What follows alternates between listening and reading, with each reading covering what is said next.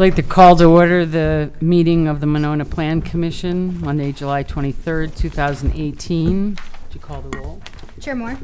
Here. Alder Spate. Here. Ms. Fox. Here. Mr. Holmquist. Here. Ms. Thomas. Here. Mr. Stein. Here. Mr. Homburg. Here. Mr. Dorschel is excused. Can I have a motion to approve the minutes from June 25th, 2018? Move approval. Do I have a second? Second.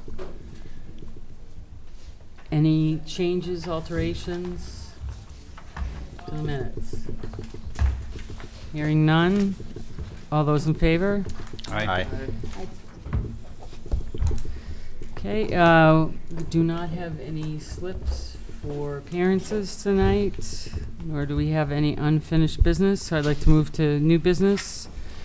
6A, consideration of action on sign permit request by CrossFit Conics for a new wall sign at 6900 Mangrove Lane, case number S0162018. Welcome. Good evening, thank you. Could you state your name and... I'd be happy to. My name is Mary Beth Growney Celine from Ryan Signs, and I am here representing CrossFit. Thank you.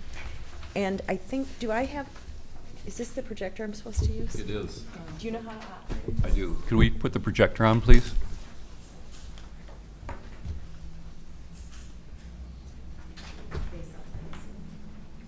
Overhead? It's on. No, it's not plugged in. It's sitting right here. Which one would you like?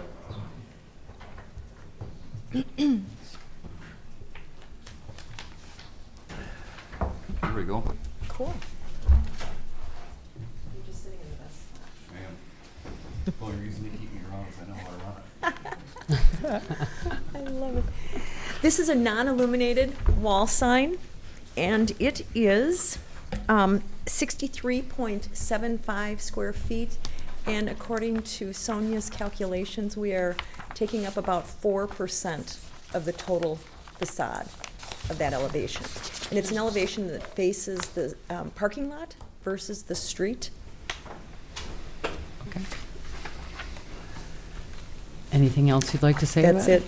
That's it. Okay. It's their logo. Okay.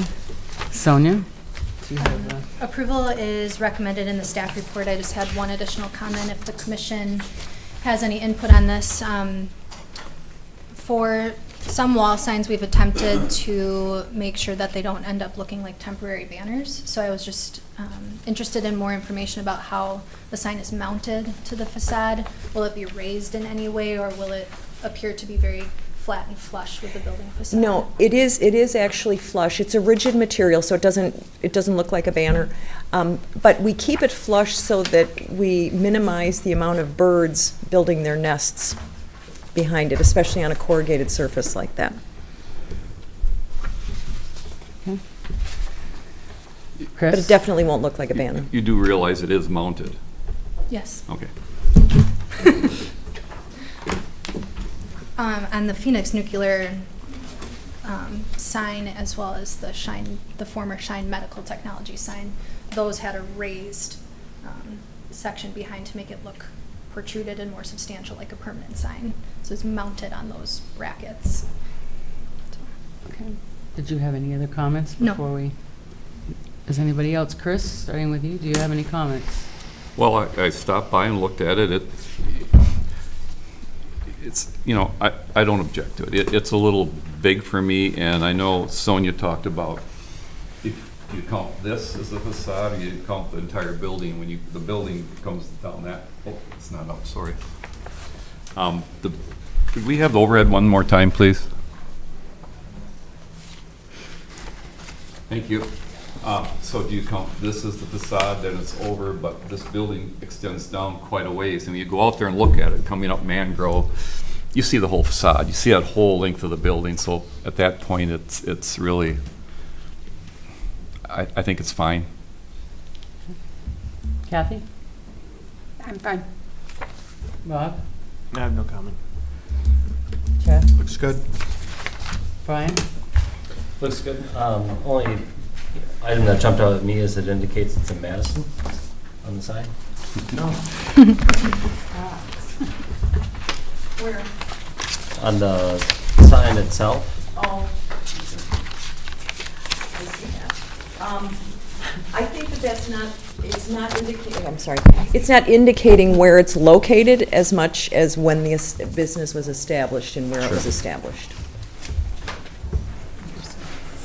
other than that, I think it meets all the expectations. So. It's fine with me. I didn't notice that. Okay, the discussion then complete. Do I have a motion to approve? Move approval. Second. Condition is recommended by staff. Second. Great, we have a second from Brian. All those in favor say aye. Aye. Opposed? Motion carries. Thank you very much. Item number 6B, public hearing on request by Carl Sansness. Thank you. PLS and property owner Jim Whitehorse for approval of a 4-lot CSM at 1208 East Broadway, Lot 2 of CSM 8819, case number 2-012-2018.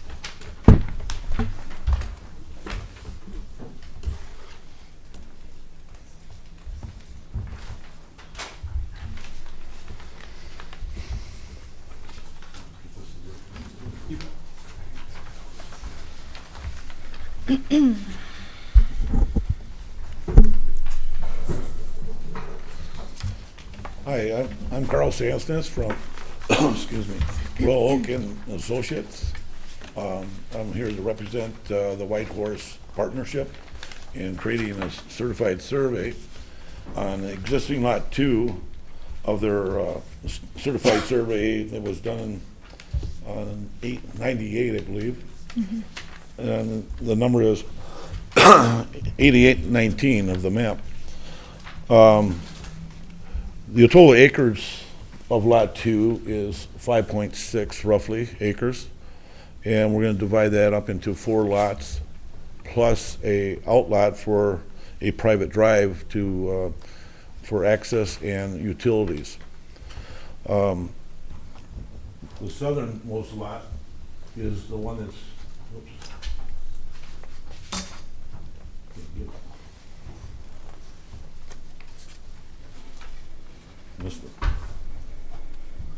There it is. The southern lot, which is Lot 2 of the new proposed certified survey, is the one that's in is they have a buyer looking at this one as for a motel. That started the certified survey request from the client. 2 other offers came in for lots 1 and 3, which is approximately 1.3 acres, I believe, each. And then the residue would be Lot 4 up by Broadway, and that's the smallest of the group. It's less than a half acre. And in there, they're looking at some type of fast foods or maybe a coffee shop with danishes or muffins or something of that nature. There's 3 existing easements.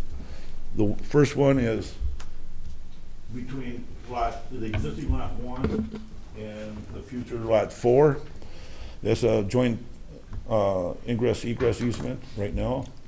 It's probably going to have to stay there because Lot 1 is a residential lot right now, and we have no idea if they're ever going to move or sell it. The second one is between the future Outlot 1, which is the private drive, and Lot 3 of the old certified survey, which is the gas station. We're thinking to make that private drive continue along there. We're going to have to probably do a quitclaim deed between the White Horses and the gas station to make that a full 50 feet wide. The third easement, ingress easement, is for Lot 4 of the old certified survey, and it's 25 feet wide along the north line of Lot 1, which is up in this area right here. The utilities that are being placed, we're we're thinking that it will be private utilities coming in. Otherwise, we could do a easement for maintenance if it need be.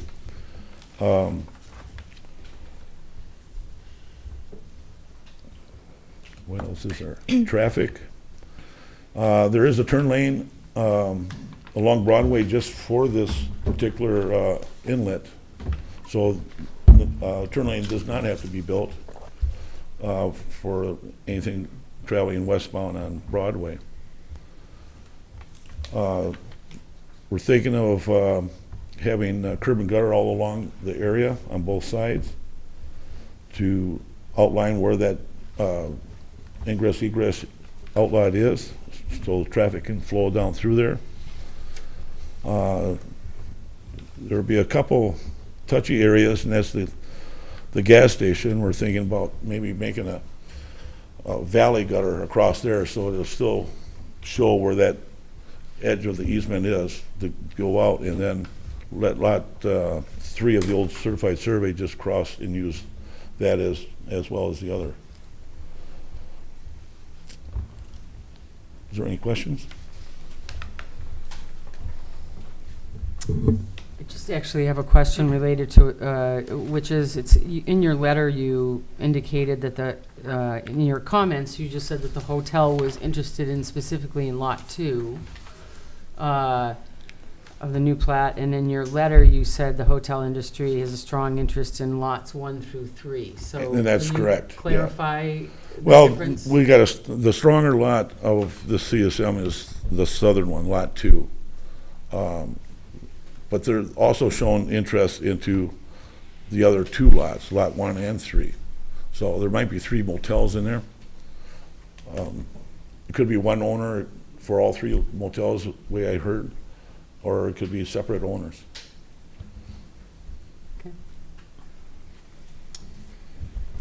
I assume that there's nobody else here to present, so that being the case, I'd like to close the public hearing and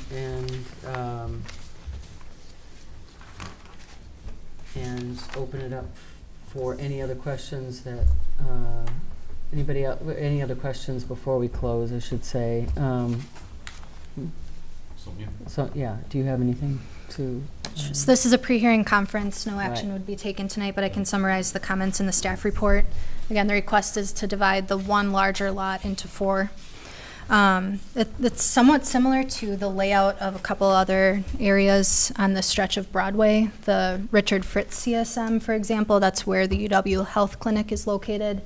That had a division including the MMSD pump station, UW Health Clinic, that Broadway Business Center, and then the lot behind it where the Meineke development was proposed a few years ago. Pier 37 also has a few lots on the southern back part of their lot, and then those are served by private drives within the Pier 37 development.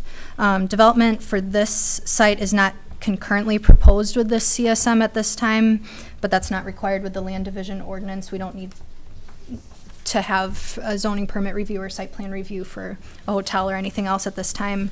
A similar example that we did for that was the Shopco CSM in the last year or so. There's some comments about just planning for what the development of these lots would be so that the CSM makes sense. I had some concerns about safe access off of that private drive into the gas station lot, which is shown there as Lot 3. It's pretty close to the access point off of Broadway and also into the smaller Lot 4. I also talked about how that private drive would be visually delineated with curb and gutter or other markings, and Carl went over that a little bit. I had some comments on the width of the private drive being 50 foot wide. We would not have any requirements for the width of that since it's a private street. If it were a public street, there would be standard requirements for that. And I outlined that it could accommodate 2 12-foot drive aisles, for example, with parallel parking on both sides, which could be an important consideration. We have no idea really what the development would look like on the lots, but want to make sure that it could be accommodated if desired. There's no minimum lot size in this zoning district. However, it would need to be able to accommodate all of the development requirements when we get to that point of development review. That includes green space, stormwater management, parking, and all the other issues we would look at in the zoning code. There's a time requirement for recording of a CSM. It needs to be recorded within 1 year of the final approval by the governing body for the city. So once city council approves that, state statute requires that the CSM be recorded within 12 months. So just to note, if development does not come forth within that 12-month period, it would require additional review by the city. And I had some other comments, but would address any questions as we go through it. Okay, great. Chris? One thing we probably want to make sure we have a condition on, and I know you mentioned it in your overview of it, but the building would, I'd say, have to be removed prior to recording of the CSM, because if we don't, Right. we have a building onto an outlot, which we Right. can't allow, you know Yeah, that. right now they're using it as a barrier, so people can't just go into that back area. So, Understood, but there'd be yeah. a condition that it has to be You bet. removed prior to you being able to record it, Right. otherwise we'd have a building crossing the Exactly. property line. Right, Certainly, we probably want to have a condition of final review and approval of the private road and utilities, and I'm not sure if that isn't something that Public Works might want to see too. And I'm not here to speak for Public Works, but I'm quite sure they do not want to have it be public utilities. I'm sure they'd prefer it to be private utilities. I know you talked about it. I'm sure they'd prefer that. As far as road width, 50 would be quite wide. Usually, Yeah. maybe a 42, a 46 if you're planning parking on both sides. Yeah. It depends on what your plan is for that. right. So it's hard to say now, but you need to try to plan for what's going in there. Exactly. And when you know what's going in there, I know you mentioned a turn lane is not required. But when you come back to Plan Commission with a plan and say, well, I've got a hotel and a fast food feeder and this and that, we'll look at how much traffic is there. Right. At that time, we'll have to decide if there's enough traffic, we could very well ask you to provide a turn lane Sure. or something into there. Yeah. I don't imagine we would with the CSM, we usually don't, but I'm just saying, just so that applicant's aware of it. If you're really lucky, you get, well, you're not gonna get 3 hotels. Say you had 3 hotels and a fast food feeder, we'd look very serious at the traffic you're generating Right. when we went to approve something like that. And I think that's about it for me. Yeah. I think the rest of it you covered. Thank you. Kathy? Thank you. You have a better memory than I do, but, so I'm gonna ask you. Okay. So, I thought I recalled that we have done, changed lots and done this. And then after the fact, when the development went to go in, we were burned because of the development that was going in and it didn't fit on the lots. And I sort of get uncomfortable dividing something up when I have no idea what's gonna happen, what kind of parkings we're going to need, what kind of ingress, egress, none of this stuff. I mean, I mean, usually, you know this stuff is going to be, and then you divide the lots up accordingly. But this is, so do you put the horse before the cart or whatever? So I have to say personally, I'm a little awkward doing it this way. That's just my thought. Do you remember? Oh, I remember a number of them. When we looked at this overall property, when we had the development going in there, we looked at requiring an overall conceptual plan for the whole thing before we went to divide the lots down. We never did approve the CSM, but that might be the one you're talking about. When we did it for Richard Fritz, he had a few things already set, and then he had the remnant lot that's still there in the back, and certainly when we did it for Pier 37, they had an overall general development plan, I'll say. So I just So am a you're little, right, we have done that in the past. I'm just awkward doing it this way. Yeah. Okay. Rob? I have a question for Sonia, maybe, or, I mean, is that something we can require in future development or conceptual plans, or is that really kind of a moot point? Well, it's a land division request, and the land division ordinance does not require development to be proposed in order to receive approval of a land division. There are separate requirements in there, like access to streets, and other things that I've talked about, but it doesn't require that development come forward concurrently. So I don't believe you can require it. Okay. far as the CSM goes, I think You can't. it makes some sense to me to be able to divide this property and provide access for kind of that valuable chunk of land in the back. I don't know if it's going to be a hotel or not, but the division of the land I don't really have an issue with, save for maybe the comments made by staff. Some of those concerns with delineating that access from the existing fuel station.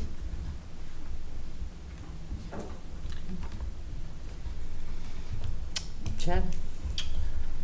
I don't have anything to add. I mean, I share the concern that it seems like we're putting the cart before the horse a little bit, but I guess that's a risk that you might take if you're trying to attract different developments to divided parcels. So I could see how we might decide that the developments that are proposed don't work on this division. That's a distinct possibility, but we're not going to know that until it's presented to us. So. Mm-hmm. Brian?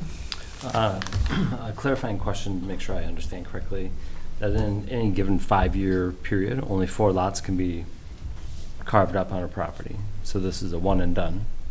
Can't come back with a revision. So if there is a development, and Chris? You can come back, you can't divide another lot. You can adjust lot lines, or you could combine lots. You're only allowed a maximum of 4 lot division over the 5-year period. So they could come back and request changing property lines or combining 2 lots or changing that easement a little bit. They just can't create another lot out of this parcel for the next 5 years. That helps. So I'm less worried about tying our hands for future development in the sense of some adjustments could be made, is what I'm hearing. Something that came up, and it happened recently with the Fritz property, and it had to do with access for signage, that are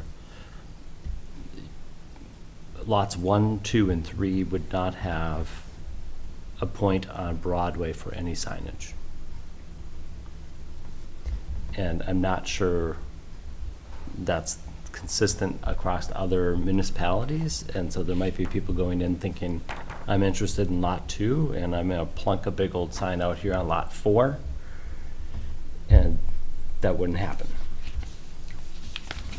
And so the way it's divided up, I think, could run into a similar problem that we had just up the street with that similar lot that's to the back With the and bank. signage issue up front. Other than that, I think all the other concerns were raised, and it's up to you guys. Susan? Yeah, that was, the question I had was whether it could be reconfigured slightly, and I guess, yeah, so the answer would be not much, because if you have the drive in there, you couldn't, there's not a lot you can do with it, but. You could shorten it. If there's current interest in that back lot, that's something they should be aware of, I guess, the signage issue. Otherwise, it looks okay to me, if that's. Okay. Any other questions? Yes. Sonia, on the sign question, Mm-hmm. could they reserve a spot on lot 4 for, lot 4 has right to a landscape ground sign. So could they reserve one that's used for the whole development, which is hits our maximum, but they could sign each of the 4 lots, could have a spot, just like you would do with tenants in a building on one lot? I think that would be appropriate, and there could be. I think that would be your option if you wanted to have signage for the back lots. You're allowed 1 landscape ground sign on a lot that fronts Broadway, so your lot 4 would be the one, and you would want to probably reserve an area for signage there, that all the lots have a right to have a little signage on that, but it'll only be the size of 1 landscape ground sign.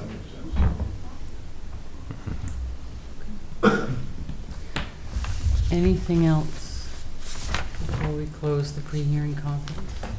Chris? Well, I think we need to give the applicant some direction if we feel it's okay to do this or not. You know, Kathy's brought up some realistic concerns, but I also understand that it's hard to sell a lot that isn't approved. So I think, I echo what she said very strongly. We may not like what you approve, or what you sell, or what you come for approval with, and the city has some very strong ideas of what should be built in this area. The White Horses have been through a lot of that. So I think they're very well aware of it. So I think when they do the land subdivision, if it gets approved, they have to be aware that not everything they propose is okay back here. And I think Sonia could guide you on a lot of what we expect to see there, or hope to see there. I think it's hard to market something when you don't have a lot. I'm just not sure. As far as can we require anything, you know, I would disagree a little bit. We can. When we look at a subdivision, we ask for a conceptual plan, we ask for the type of house, and we look for all the parameters before we ever approve that plat or that land division. We do that many times for a land division to look if it meets our master plan and some of our zoning ordinances. So we can look at that. Mm-hmm. And if everyone felt it was appropriate, we could look at what uses were appropriate to give the applicant some sense of what that might be before the next meeting. It would be possible, and we do have that ability. Chris, are you suggesting that we take some sort of a motion related to Oh, no, this? not Okay. tonight. I Okay. just want to make sure we Just have a general. sense so that Right. they don't spend a lot of money if the Right. entire commission says, no, we're not going to approve this without knowing what's going on. And I think if were I the applicant, I'd want to know that. Right. Got it. We're not even noticed for action. We couldn't possibly take a motion. No, I just mean as it relates to the applicant Do we think getting the sense is of it the okay to go commission. ahead? Yeah. Yeah, is it okay to go ahead? Yeah. Right, exactly. That's, I guess it wouldn't be a formal motion, but just a sense of it's okay Yeah. to go ahead. Recognizing there's many pitfalls since we know very little at this point. As long as the applicant understands that, yeah. Okay. Great. Well, then we will close the pre-hearing conference. And move on to the public hearing on zoning permit and site plans for design of public space park at Yahara Commons Riverfront redevelopment project as requested by the city of Monona and presented by Strand Associates, case number 2013-2018. Just a general overview while Josh is getting set up. I think it makes sense to discuss items D, E, and F sort of together. That's the way that Josh has prepared his presentation. It'll address the street elements as well as the park elements, but then the motions should be two separate motions. On the street, we're just looking for a recommendation to council on the design of those streetscape elements. And then on the park, we are approving a zoning permit for the change in use of land and new use. So there's a staff report with a recommended motion there with just the standard that all other applicable permits shall be obtained.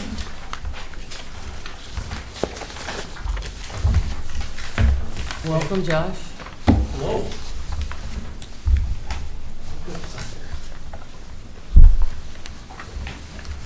Okay, so, as Sonia said, I'd like to kind of talk about this all as one, and I can answer questions, and address the questions as we kind of go along. But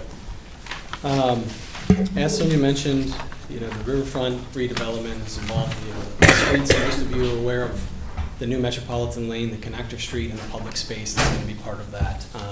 The goal is to bid that project August 9th, so in 2.5 weeks, about 3 weeks, 2.5 weeks. And then have bids come in around the end of the month, August 30th, and then have some contracts awarded for that work in September so that the contractor can begin in October. Utilities would start this fall with the wraparound of the street and the public space happening into the spring. And we've kind of been working with the developer back and forth on their schedule. As you can see, they have a lot going on site right now, so we're kind of staying off the site for a little bit, and that's why we're kind of pushing things into October to kind of stay out of their way. But I want to talk through this kind of, I wrote a letter up with part of this. I'm just going to kind of go through that with some slides to describe some things that are going on. So first, just the street plan overall and what's going on as part of the streets. So we have this reconstruction, obviously, that's taking place. You have Broadway down here. Can you guys see that pointer just fine? Yeah. Broadway. We're just kind of wrapping up around the end, and then this is Metropolitan as it comes down and connects. We have the connector street that goes to Bridge Road and Metropolitan Lane, and then you have the Park Plaza area as part of that. Another State Bank is here, the Breakwater Yacht Club is up here with MMSD site right there. So as part of that, what are we doing, and what has been decided on what would be Metropolitan Lane? Well, it's going to be a concrete street, as you're seeing it there, as it goes all the way to Broadway. In there, we have pervious pavers where the parking areas are. And those are kind of in this orange section there, along with the tabletops. There will be a raised, as you come down this will raise up a little bit. This will all be at grade as you kind of walk between this space and the park. And there'll be more pavers that are planned for right there. So you have a sidewalk, a normal concrete sidewalk on the west side, and on the east side you'll have a concrete 10-foot multi-use path as part of that.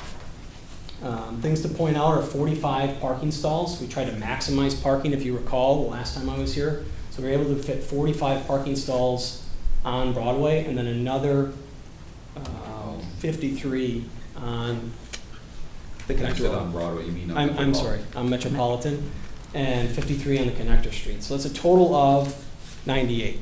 I think we were at about 100. We eliminated a couple as you came in, per some comments that we received last time, just so that people could get off of Broadway and they didn't have like a stall right here and people backing out into Broadway. Same thing down here, we eliminated a stall. Of those, we only have one handicap stall up here near the restaurant and the yacht club, and then we have 4 right down here as part of kind of more of a parking area. There wasn't really a code that says, on street what you're supposed to have, but it kind of made sense to maybe put one up here and a majority of the other ones, I'm losing my pointer, down here, that they can get to the park fairly easy. So that's what we did. If anybody has any comments on that, we can definitely change that, or it could be striped differently. So as part of, let me just kind of show you that in aerial overall. I don't know if we kind of lose everything with the aerial, but that's how it's going to kind of look in there and butt up against the existing properties on the north side there. So as part of the public space, the park itself, this is a rendition that came out of kind of our ad hoc committee. It involves a few different things, and I'll talk about this real quick. So it involves concrete, where you're kind of seeing this yellow area as it wraps around. This is a wood deck, and then a wood stage area that's only about a foot off the ground. That wraps around, concrete works back, and then you have this green, what would be open space, and potentially for an ice rink in the future. Yeah, I'm sorry. And you'll have pavers in here with a colored concrete there, kind of some seating area there, a long kind of seating bench as it wraps through here, and then up along the wall here, and then even back down on this end there. So as part of the last meeting, though, I think, Chris, maybe you were the one that pointed out, Mr. Homburg said, there were some steps down here, and this was closer to the water. And we all know that the lakes have been pretty high this summer. And they would, at this point, would have this inundated by water. So, it doesn't fluctuate a lot, but it fluctuates enough that it can come up a foot or two. So what we did as we left there is we came back and we looked at this again, and all we have is river steps here. So 1, 2, 3 steps down into the river that we're going to have across the wall, and this will all be flushed out. So you don't have that kind of depressed area.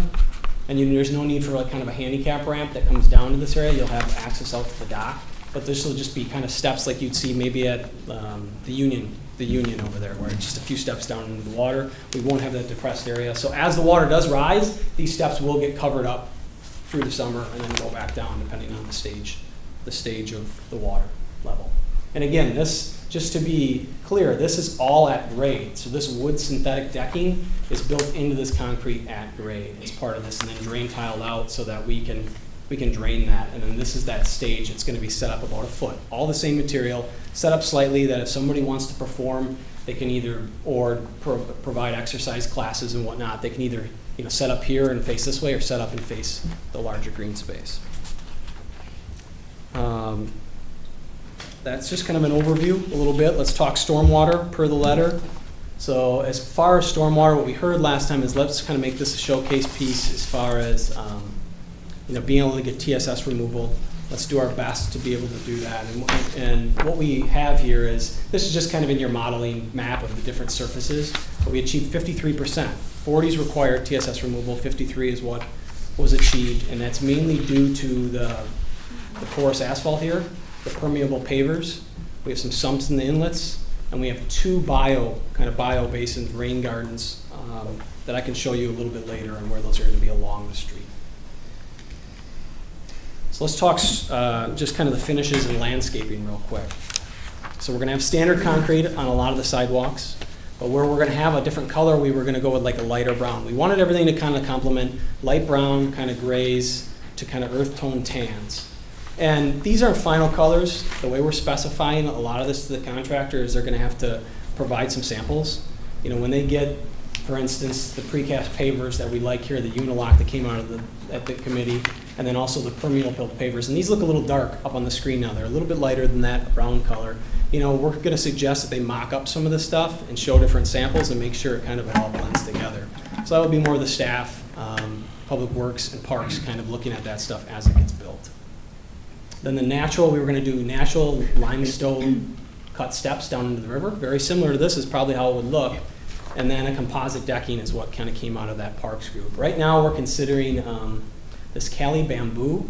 So a lot of the Trex decking and some of the other types use just wood fibers, but those have been known to degrade a little bit. And this bamboo product has a little bit longer of a shelf life. The bamboo doesn't degrade as fast as some of the other products is what we're seeing on the market. So again, we're not totally locked in on that. We'll probably look at some samples during construction. Staff will kind of make, you know, some final selections unless you guys feel like something has to come back to this committee as it's getting built. Some of this stuff doesn't need to be final selected until they start doing streetscaping stuff, and they can provide some mock-ups as part of it. But we're going to give them direction. We're going to give them kind of types and colors that we're looking for as part of the specifications, similar to what you see here. And I just put the site plan down here. We don't have to go through this in great detail, but you know, these are those brick areas that you're seeing back here that cars will be parked over. And then, you know, that colored concrete, what we're going to have is we're going to have a ribbon around some of this, especially where it gets close to the sidewalk areas. So there's going to be a color in here with like tree grates, and then these will be grassed areas for landscaping, and then trees in the tree grates. So it's fairly simple, simplistic. It's not really over the top, but we are kind of dressing the outside with this colored concrete to just pop it a little bit, because you're going to have gray out here in the street. You're going to have a different kind of colored pavers there, a nice colored concrete that kind of blends in, and then gray again for your sidewalk and your walk spaces behind it. That just kind of steps through. I wanted to show you this area, and I know this is kind of hard to see, but there's 1, 2, 3, 4, 5, 6 planters here. So we're going to have some raised planter elements, and I'll show you what I'm thinking those are going to kind of look like in a second. But those will be raised planters. There'll be you know, plants that can be planted in there. 4 of them will have small service berries in them. And you can see that on the landscaping plan in a second. And then just the upper portion similar to the lower portion. And then the connector is going to be all black, right? It's going to be asphalt. You're going to have normal asphalt in here, and in the parking areas you're going to have that porous asphalt as part of it. And it's going to be under drained and then tied back into the storm system. We do have, because we're maximizing a lot of the area up here for parking, we don't have a lot of green space in here, and that might be something you notice as part of this. And we have to fit lights in here, 1, 2, 3, 4, 5 in this section, so we're only able to get 3 trees. The good thing is, you know, I'm sure there's going to be landscaping on the backside here. There's a little bit along the backside of the hotel there, and there's some along the bank side. So I think there will be a breakup, but there is going to be a decent amount of pavement in this section that's going to act more of a parking lot than really a connector street. Oops. Oh boy. I meant to do that.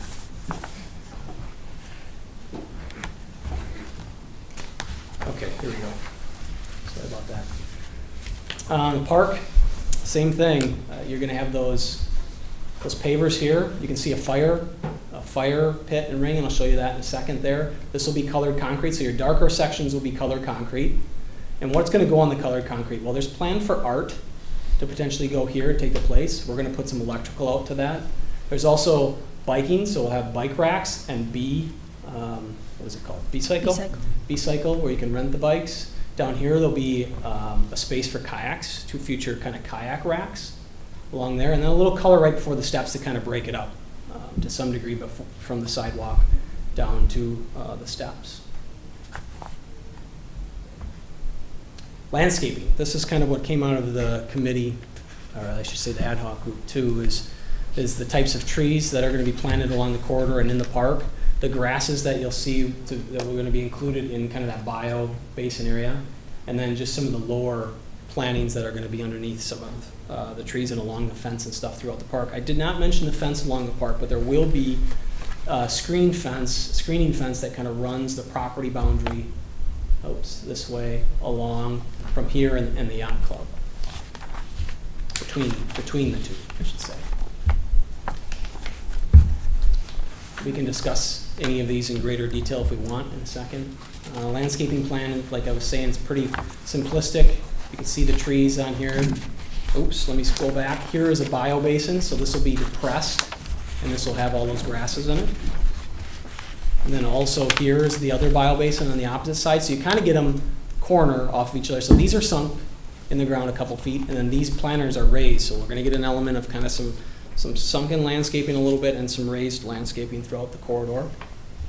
And then more trees on the upper end, in spaces to where we can fit them. And then 1, 2, 3 along this side in the connector road. And then on here, there's quite a bit. If you've looked at the landscape plan, there's quite a bit of stuff along this. It's going to be a pretty big green edge along the fence. And then in the seating area, there's going to be bosks of trees on both sides of that. And then a little bit more we're proposing down here. We'll have a bench, a linear bench also just behind that. So there'll be a little planter on that side that fronts the development.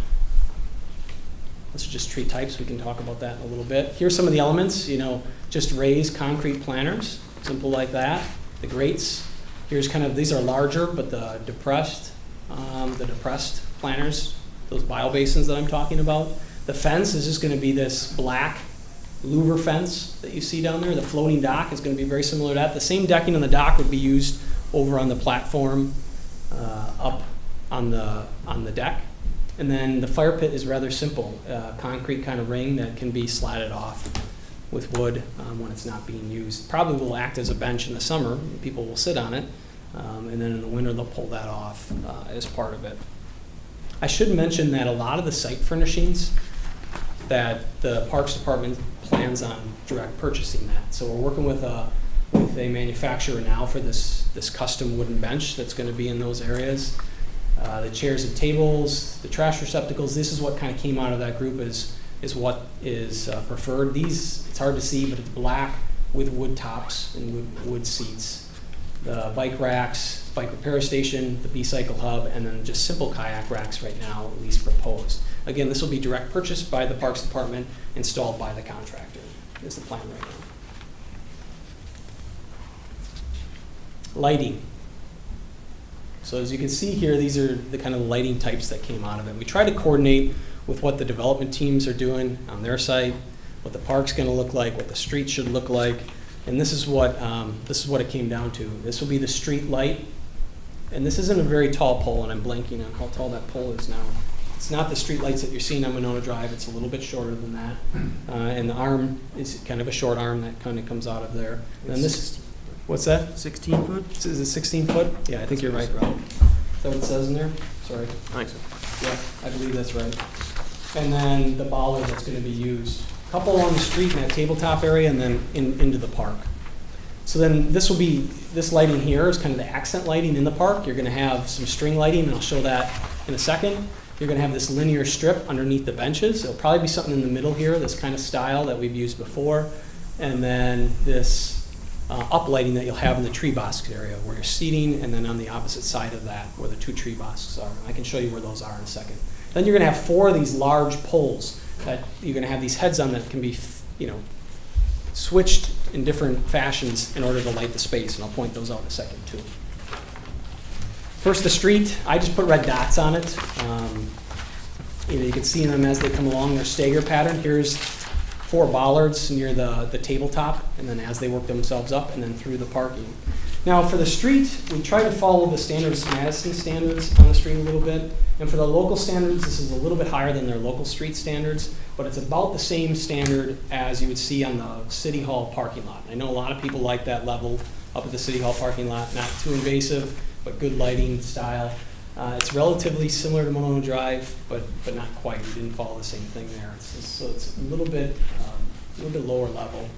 but not too low. I think it's still good for the street, and it's good to think about, all these developments around it will have a decent amount of lighting on them too, so I feel like the whole area will be lit quite well. In the park, we wanted to go with a very low-level lighting, kind of a glow, an ambiance, as you circle the park. So as you're kind of walking around the sidewalk, these are the bollards, these larger ones, and then you have the uplighting and all the trees. And I ignore that dot, I'm not sure what I said. You have them with all these trees here, and then you have your bench lighting, as you can see those long linear red lines. And then in the stage area, you can see that box in the center, you can see that crisscrossing that's going on. Those will be strung lights. And this is up. This is brought the light up all the way to like a 10 standard, like a national parks type standard, that really could light the area. If you're going to put an ice rink there someday and you want to pull the lights up, you can. So you'll have 1, 2, 3, 4. That's those tall poles with those heads. And then you'll have lights strung zigzag across there within the park. So there'll be 2 more. There'll be 1, 2, 3, 4 more just standard black poles, and then the 4 light poles on the outside with the lights strung in between them. Those lights will be on a level that you can dim them, take them up. Maybe you want to turn, maybe you're not using ice and it's in the summer and you want to turn those 4 big ones off. You turn them off and it's just a strung light below. You'll have some ability, and we're working with Jake in the Parks Department so that they have ability within their room to kind of work these light levels how they want to out here, and scale them up and scale them down. And they'll be able to use them on the ice or turn them and fix them over into the stage if they needed them that way. It'll be a little bit of, they'll have to go and move them in order to do that, but they feel comfortable with doing it if they need to. So that's really it as far as the overall, just kind of what we're trying to do. I don't know if we want to take questions, comments. Yeah, I was going to tip off to Sonia to get feedback next week. Oh, here she is.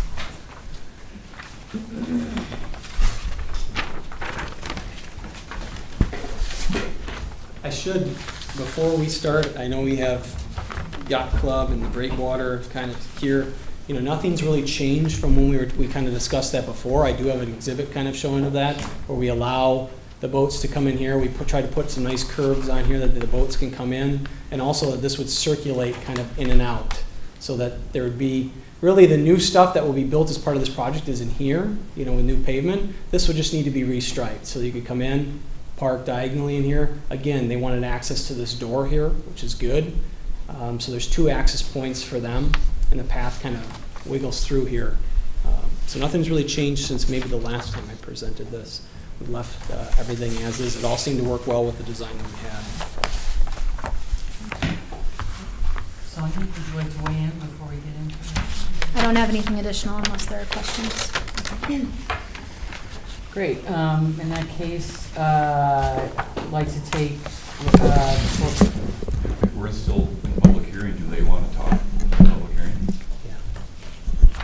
would you like to speak in any way since you're here? It is a public hearing. You're welcome to speak if you'd like. No, I'm not at liberty to talk. We're here just to listen. Okay. All right, then I'm going to close the public hearing, and I'm going to open it for discussion.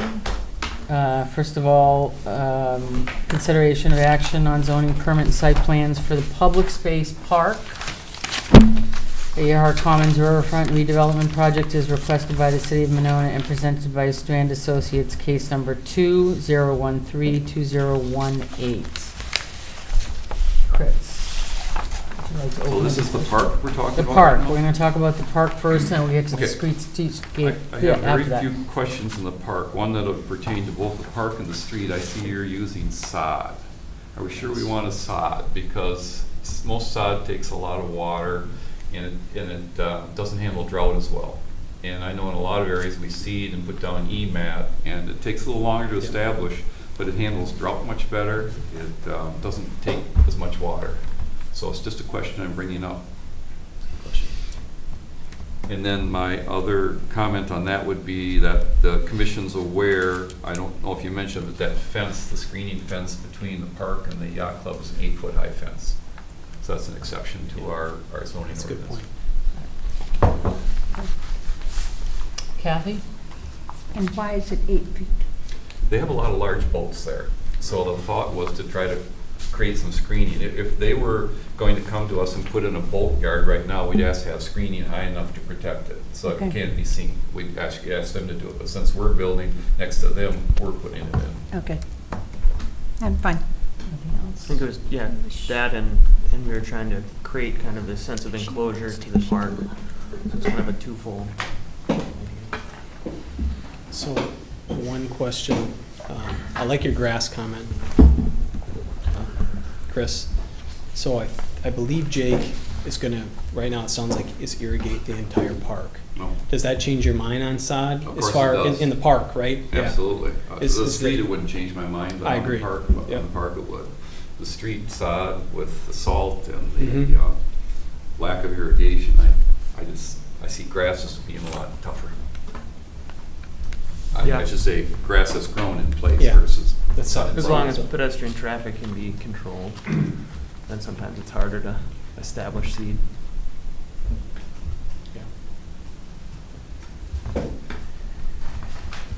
Bob, do you have anything else? Me? Yeah. I had a couple comments. First off, I think it came together really nicely. The bollard that we chose, I was going through this and maybe this came up already, but there's a matching bollard for the lighting, the light that we chose. Did that come up, or did we talk about why we went with it? Yeah, the developer chose that bollard and we wanted to have consistency throughout it. Yeah. Because Okay. the developer picked that one. We had one we actually liked better, but we said we should really match so it looks like it's comprehensive development. Okay. Both. Good. I actually don't like the bollard that matches the other one. It's a little stubby and, Yeah. but I just wanted to bring that up. The Ligman lights that are gonna be at the four corners of the rink area. Yeah. Can those be specified to handle the wind loads and things for the catenary lighting that would be strung? Yeah, I believe they are. We've been talking to lighting people like that, that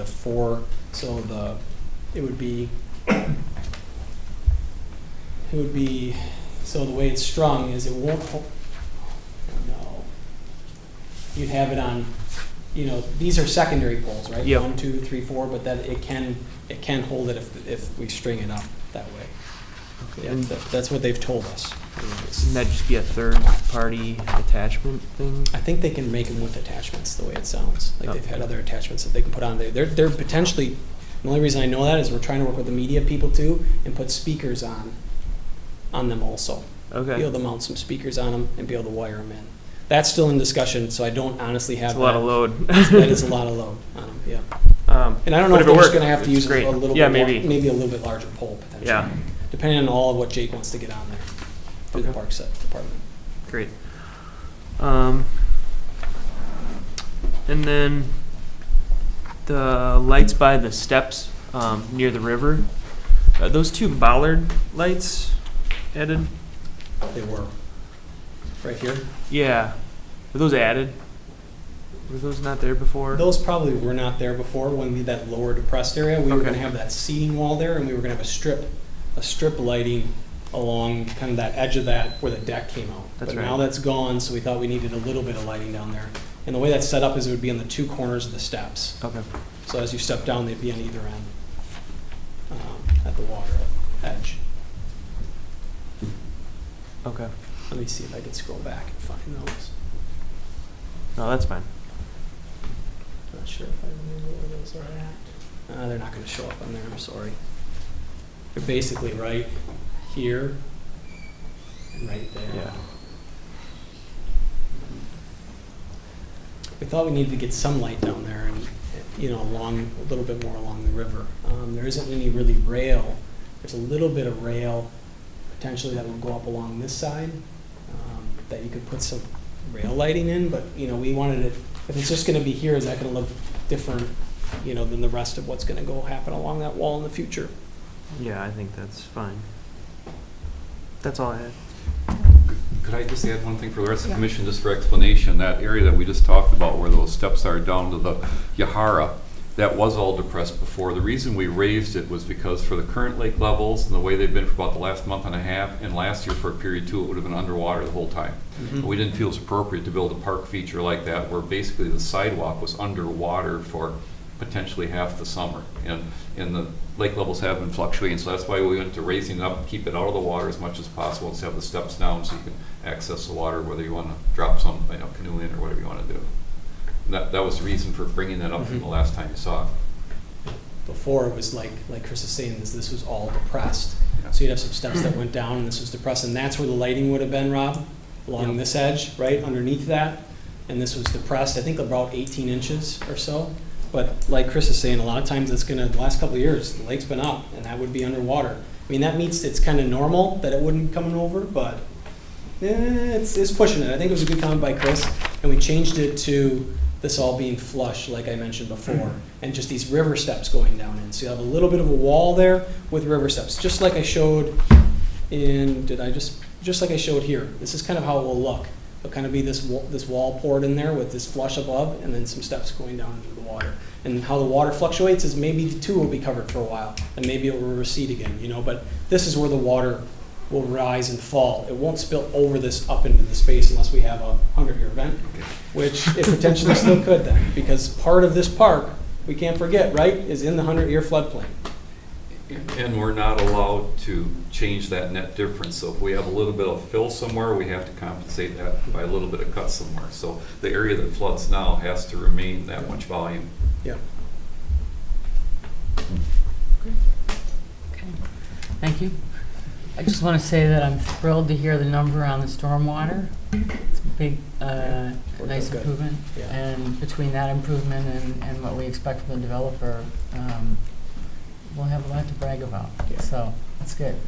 And for those on the Plan Commission that may not recall, I just also wanted to point out that Chris and Rob and myself have been on the park planning committee from the ad hoc committee from the get-go.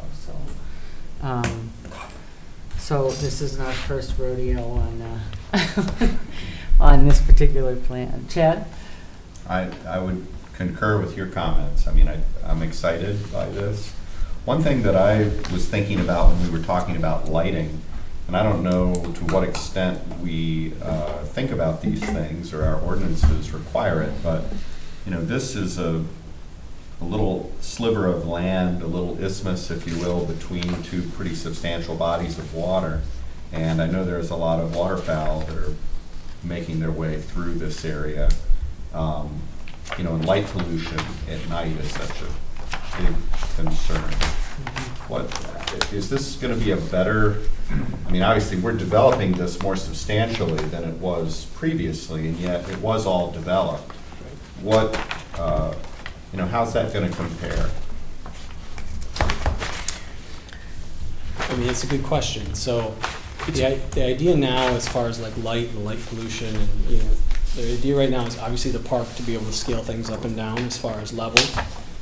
I think we do the same thing with the streets if we can, with the LEDs, and see if we can maybe have an adjustment to the level of lighting too. So if development happens around it, and you feel like you're getting it's too bright, or it's not what you're expecting, maybe we can scale it down and scale it back a little bit. But we're trying to kind of go in the lower levels versus the higher levels in this neighborhood, in this redevelopment. If I could add to that, this is all shielded lighting except for the Yes. strings that go across the green, which would be used when there's events, but the Yes. rest of it's all shielded and directed down, including the bollards have a shield on top. So as far as what's projecting into the sky, there should be substantially less than what was there previously. Okay, Because that was my impression. Yeah, there Yeah. shouldn't be uplighting. It should all be down. Other than the Yep.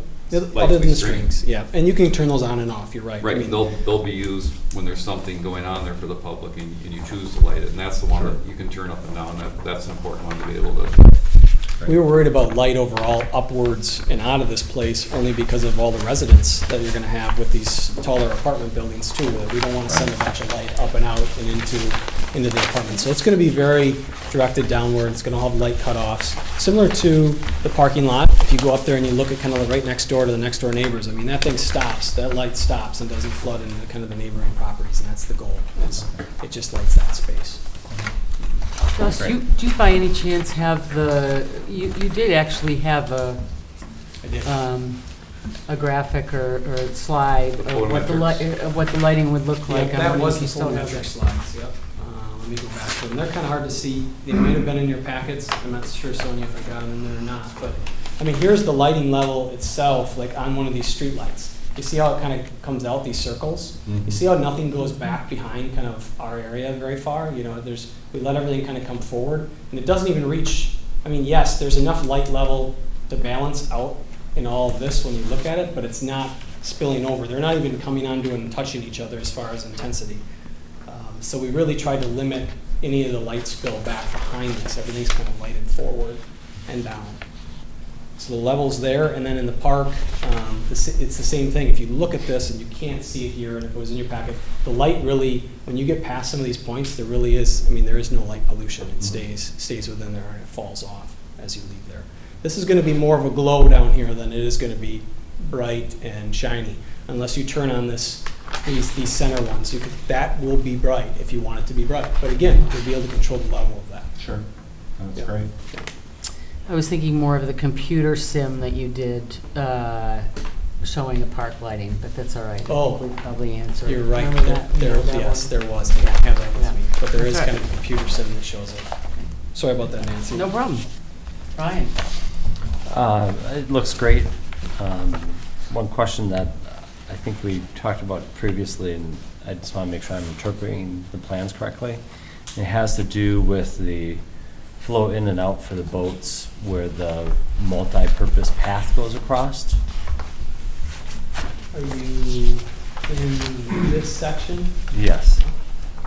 Right in here? So here's Bridge, Yep. right? And then this is the bike path as it heads south towards Broadway. Yeah. So you have an entrance here and here as far as the yacht club. Just like I showed in this last photo, it's just reversed the upside down. I'm sorry about that. But here's coming from Bridge Road, so it's the two in and out.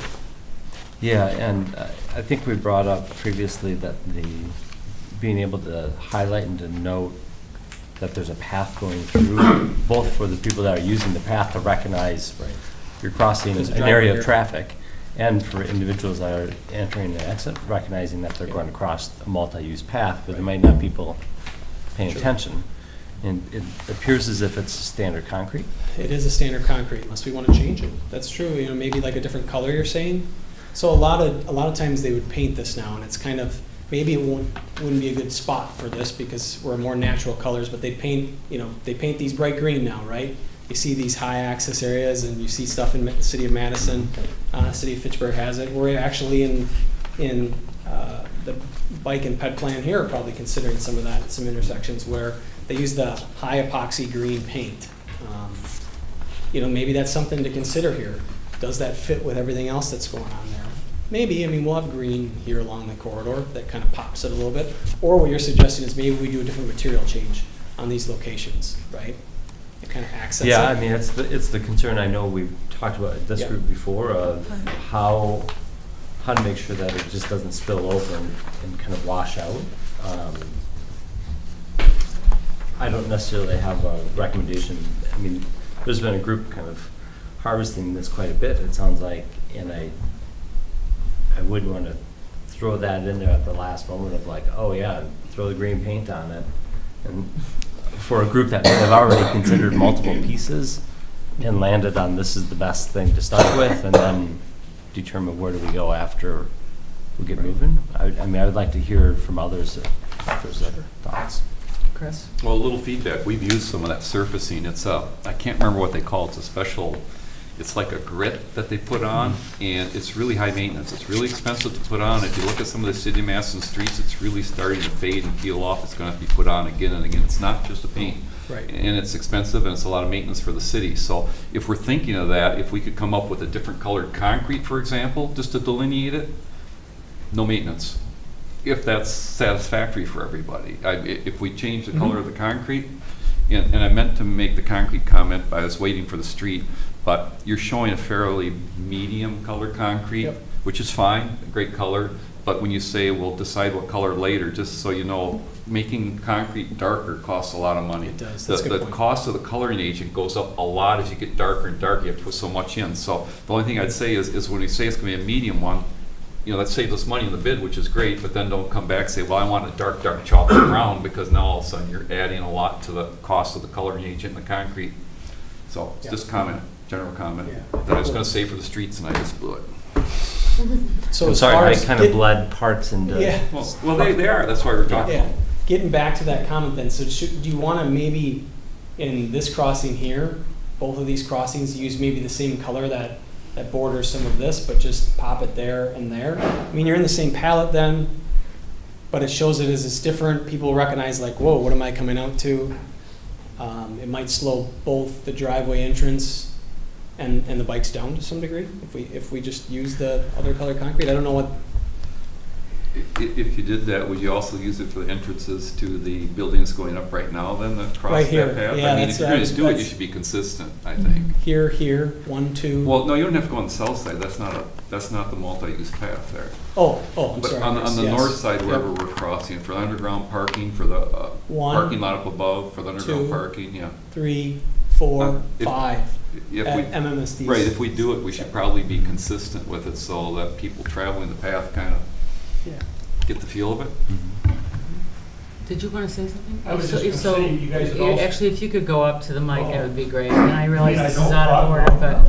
huh? I don't talk loud enough? I know it's, No, that's all right. Yep. So the only thing I was gonna say is at one point in time, you also were talking about signage. Right. And I don't know if anybody was gonna bring that up or not, but you know, if specifically at the entrances to where the parking's gonna be, if you were to put up even just a yield sign, I mean, maybe not a stop sign like they have at a regular crossing, but maybe just a bicycle yield sign. I mean, you know, most of us are pretty observant, I guess, but if maybe the colored concrete and the yield sign would maybe make a big difference. Sorry, I didn't mean to. No, If I could that's all respond right. to that, usually the yield sign is for the traffic that's entering. Usually traffic entering a city street yields to the sidewalk and the street. So the yield sign, if it's put up, would be for the traffic coming from yacht club, the parking lot, whatever, And I up into would the think, city and I would street. think that would be great. Yeah, But what I'm saying, Chris, is that there are yield signs for bicycle paths too. And we all know that most bicycles don't yield very well, unfortunately. But I think if you put it up for both elements, it would at least give both people the ability to see a sign. yeah, I think that would be confusing. I believe the bicycles have the right of way in this instance. That's what I was I getting at. agree that they Yeah. do, but we all know that they don't. I think instead of a yield sign, the most we could do is if we put up a caution, a lot of traffic or something, it's caution, you know, where the boats, for example, are, there might be a lot of traffic, but I don't think we'd be putting up yield signs in both directions. I'm not sure that it would follow standard. to I, have a yield sign on a I'm path actually for quite access. sure it wouldn't. No, yeah. Okay. Well, you know, we're talking about that driveway, but I would probably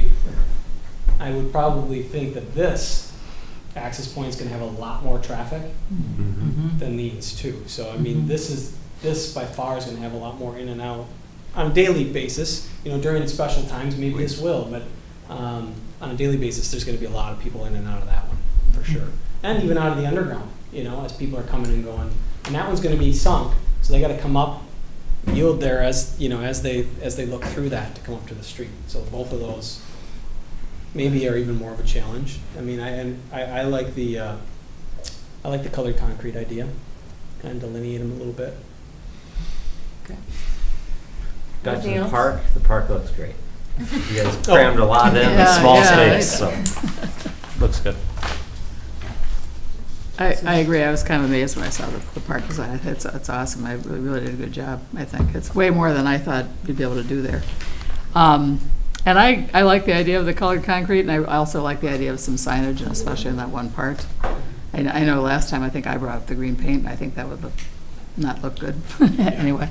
But I think signage just, and I would think a caution sign is more appropriate than a yield sign, actually. Just caution, bike, pedestrian, I'm not sure what's the appropriate type of sign, but it seems like it wouldn't hurt to have something there.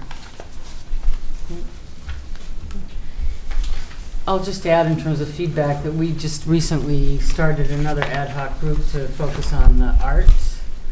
And when the committee, or I should say the work group, it's really a work group of artists here in town got together and saw the park, they were jumping out of their skin in excitement and were like, wow, this is Monona?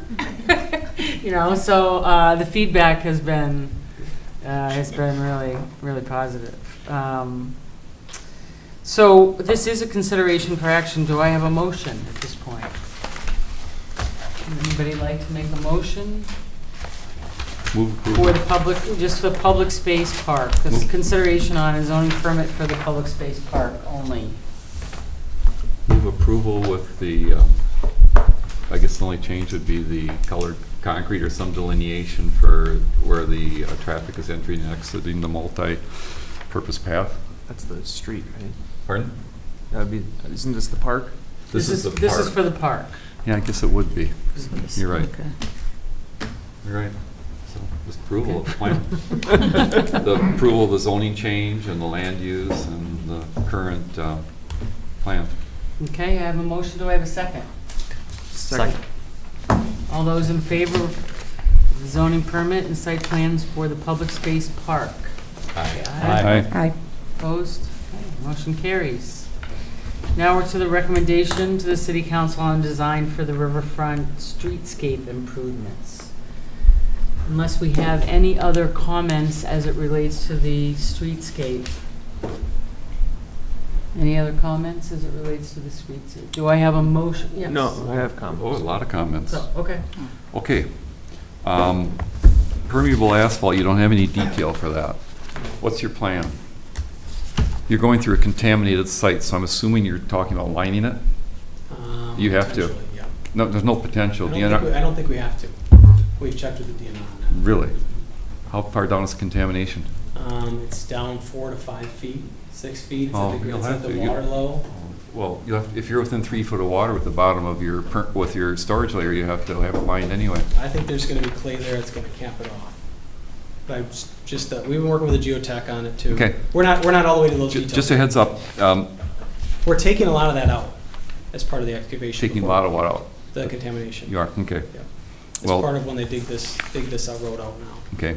The standard calls for the meeting those water quality standards. They call for if you're within 3 foot of groundwater. Mm-hmm. In the contamination, you'd have to get an exemption from the DNR, but if you're within 3 foot of groundwater, if you're putting a 18-inch storage layer, for example, in the permeable pavement, and your water's only down 4 feet, you're within it anyway.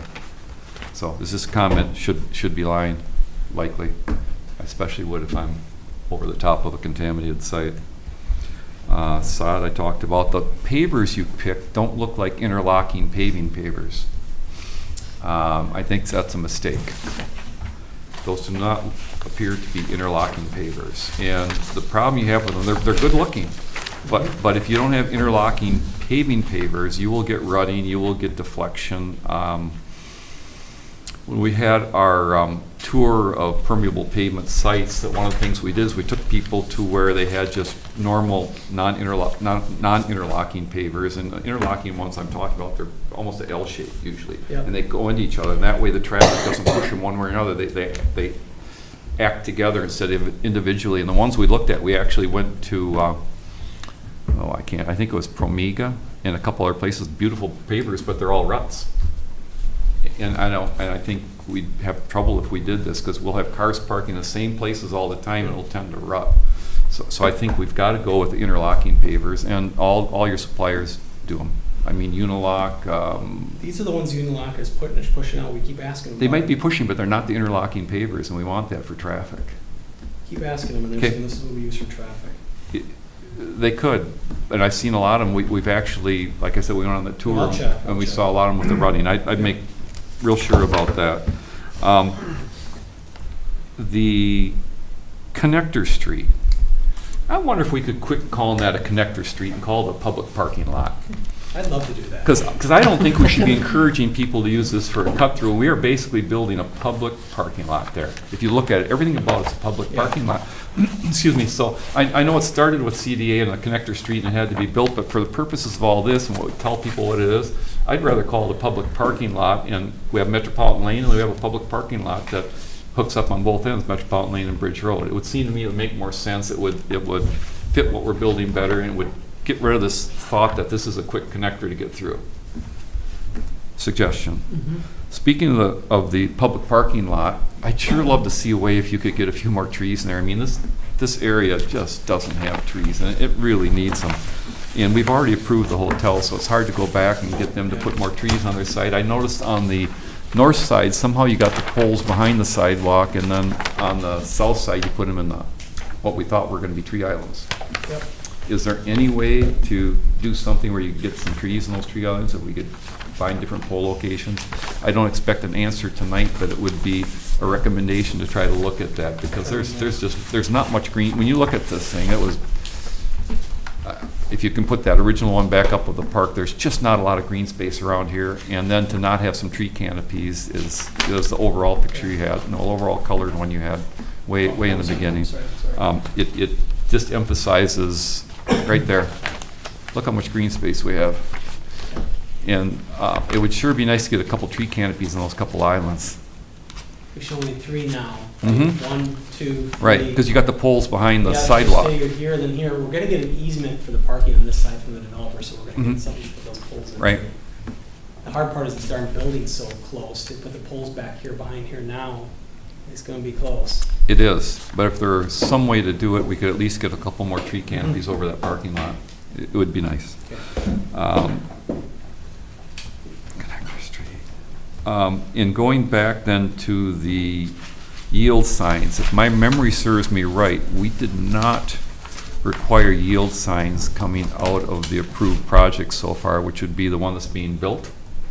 And I'm just wondering, it's a very small cost, it would be appropriate to put a couple yield signs where those 4 driveways in the project costs for this project, put them in with your project. Just a standard yield sign doesn't cost that much. And just so we make sure that we have something there to protect the bike path, because we didn't require it. We can't go back and tell them to put them in now. Where do you see that being? That would be right here. Those 4 Chris. driveways as they're exiting over 1, that 2, multi-use 3, path. 4. On the inside of the sidewalk? It would be, Yeah, so it would be yeah. on the inside here, Yes. as the driver would approach, would be a yield sign there. Okay. Is that a stop Thought sign there's or is gonna that a be- yield sign?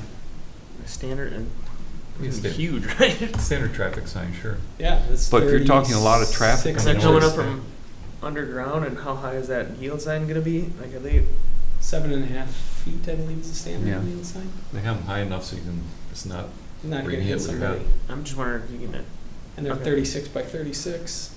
it's a thought. yeah, they're huge, and it's just saying. Thought for conversation. And then I like the fact that you put some handicap parking out there. I know there's no requirement to do that, but for the use we're going to have, one of the uses we said is our park. We don't have a parking lot, but now we have a parking lot in effect for the park. I think it's a great idea to put some ADA parking there and leave some accessible spots. I think that's all I have. Thank you. Kathy? I'm fine. Rob? Is there any concern with skateboarding on the planters? Yes. Food for thought there if you wanna. What we've put in the past is those little metal strips, right, Yeah. that go on the planters. along Pretty there. unobtrusive and, Yeah, they don't really have much of a show, but I would suggest them here too. That's a or great even just point. like a little fin that sticks out on Yep, the it's edge. just a, Just the just Those a are little, real. they're like a little fin type you can put on there every so often so that somebody doesn't want to get up and ride them. And I kind of have that same worry about the bench, the linear benches, and I don't know how you're gonna, that might just take a little bit of, You can get just if it's a wood top bench too. maybe just something to screw on there every so often. Yep. And that might be something more that Jake watches and then gets something to put on after the Good fact. point. I'll talk to Jake about that a little bit, but that worries me too, is the benches, because they're very inviting for a skateboard. That's all I had. Skateboards. Skateboards, I'll put that down here, those are good comments. I would concur with Chris's comments on the added trees on the parking street. And, Hybrid.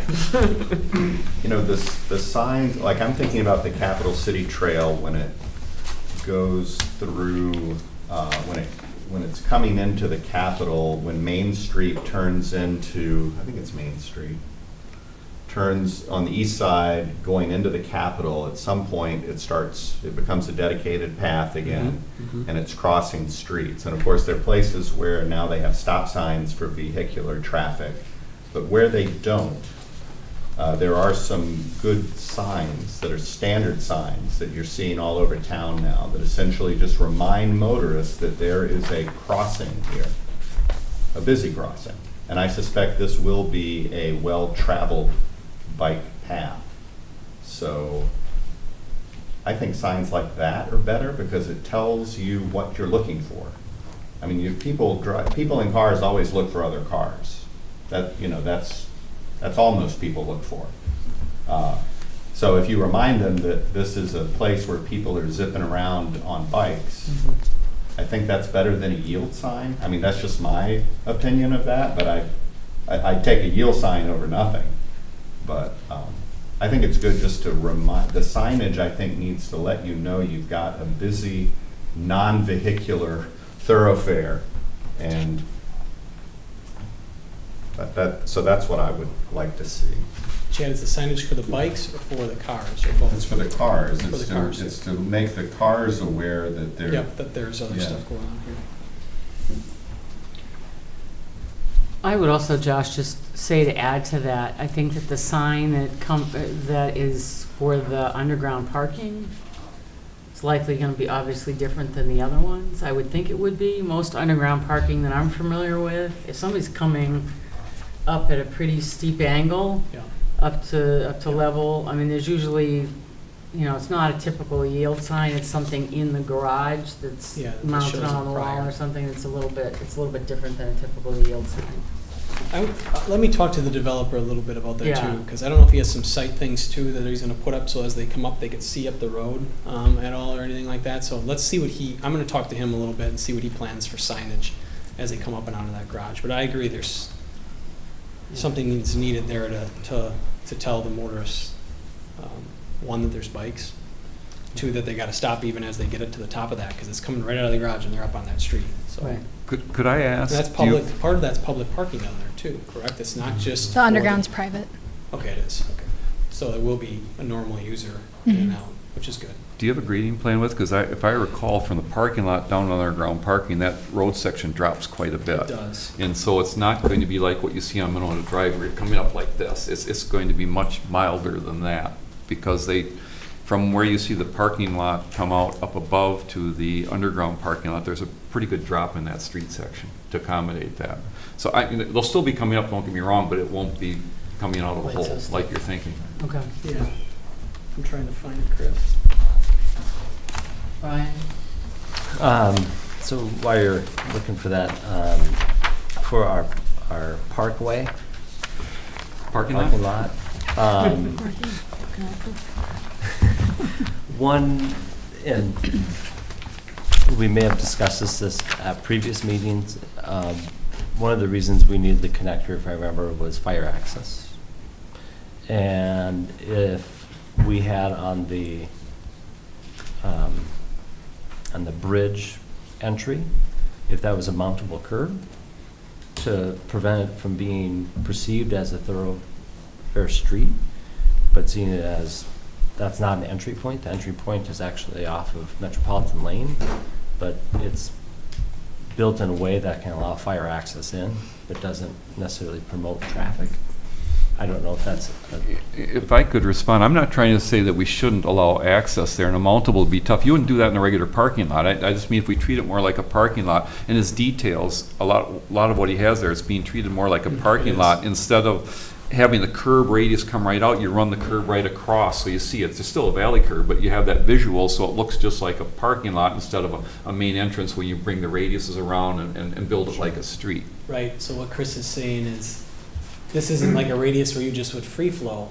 You typically a sidewalk, if it was a free flow movement, the sidewalk wouldn't be here and there'd be a crosswalk, right? The sidewalk would end here with a ramp, and here are the ramp. Here are the sidewalks carrying through, and this is the ramp up from the curb, just like a driveway cut. So it's not gonna it's gonna be like you go into a commercial access on Monona Drive, right? Yeah. You pull into a business there, you gotta come up and into it, right? Same thing on both of these, and we set that up purpose. On both sides? On both sides. Okay. Just because there's all that, if you remember, we changed all this parking to 90 degrees, right? Yep.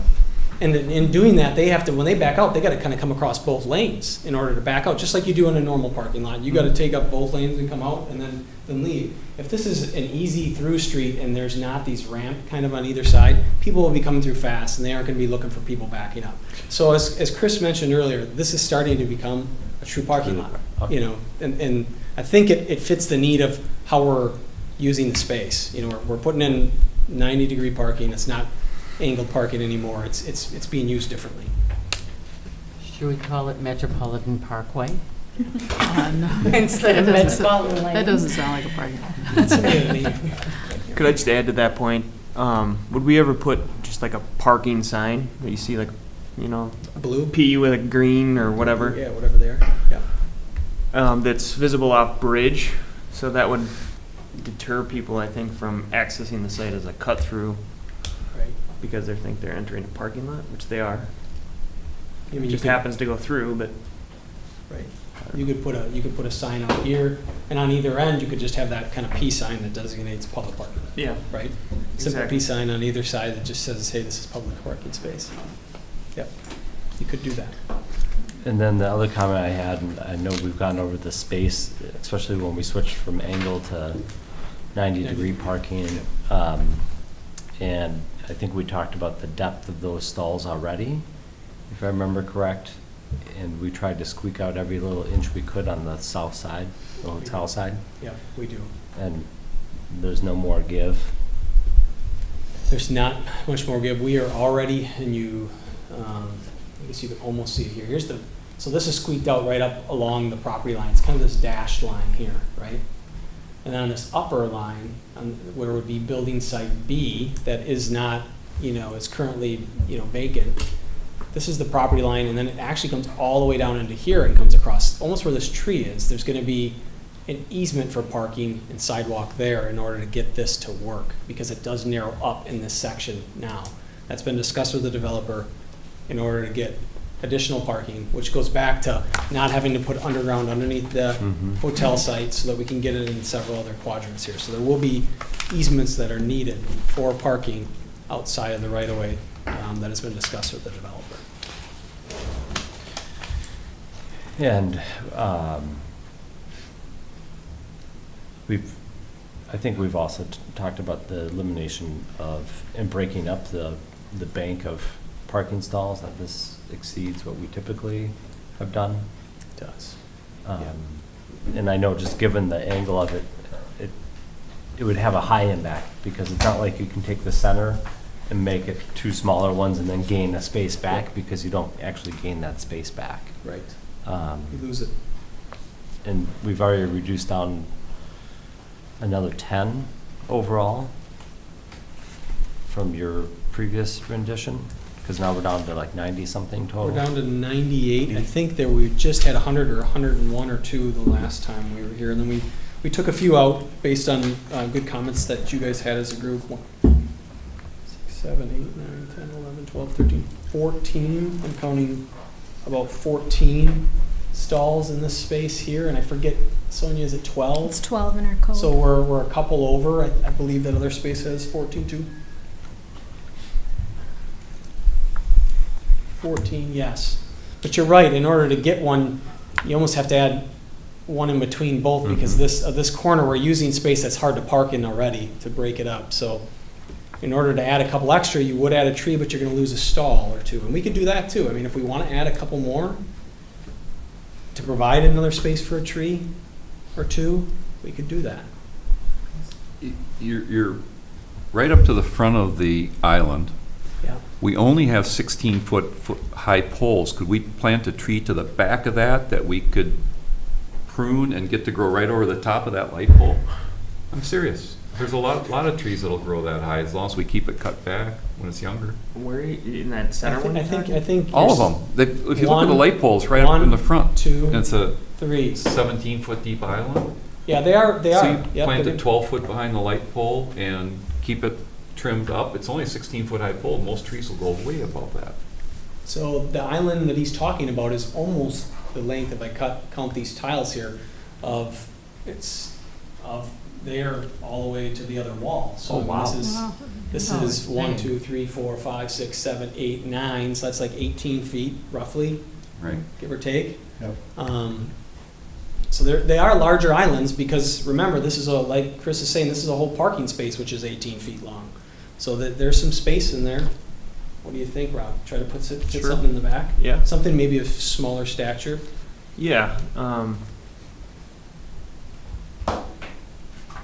But if you're gonna prune it up, I would say it's already in an inhospitable growing climate environment, so it's not gonna.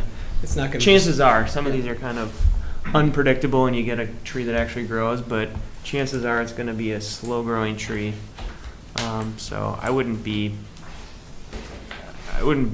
afraid of picking a mature tree with a spread that you can prune if you want. If you really want tree cover, Right. it might not look so beautiful 15 years down the road when you've carved a V into it, but Maybe you take it down. because to that the- spread's going to reach that light pole in a few years. thinking get It's not it- going to take long. Get it pruned above the light pole. No, it's too Then, tall. then you should have a tight, you should have something with a tight That's way spread too- then. You that gotta can stay prune. You gotta behind prune it. around the pole.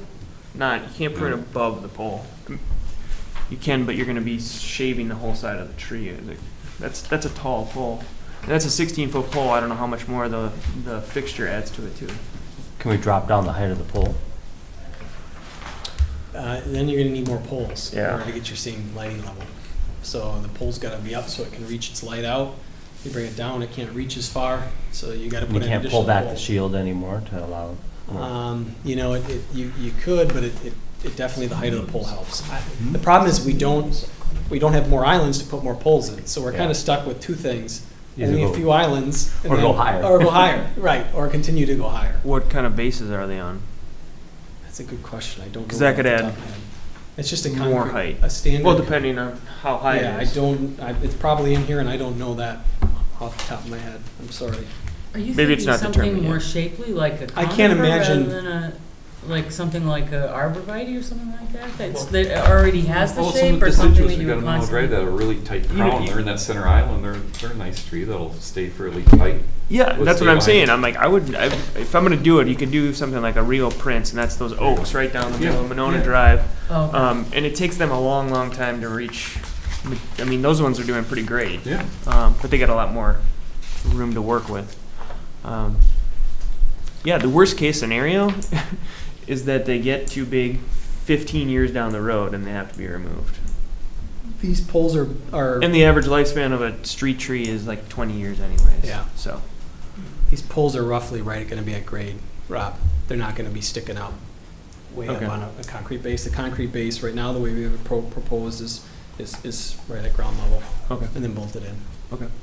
So 16 is what you're going to get. What did you? And I'm sorry, I was looking for that. What did you guys decide on a tree? Did somebody say the actual type of a tree? The Regal Prince oak So, is one. Which would probably be a decent candidate.